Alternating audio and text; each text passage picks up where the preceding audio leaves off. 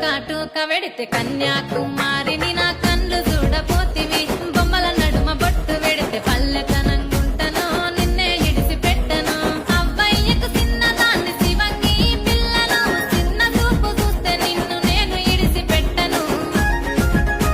ఓ పిల్లగా అరరే ఓ పిల్లగా అమ్మో ఓ పిల్లగా వెంకటేశు చూడకపోతుంటవో కానకపోతుంటవో నా పిల్లగా వెంకటేశు చూడకపోతుంటవో కానకపోతుంటవో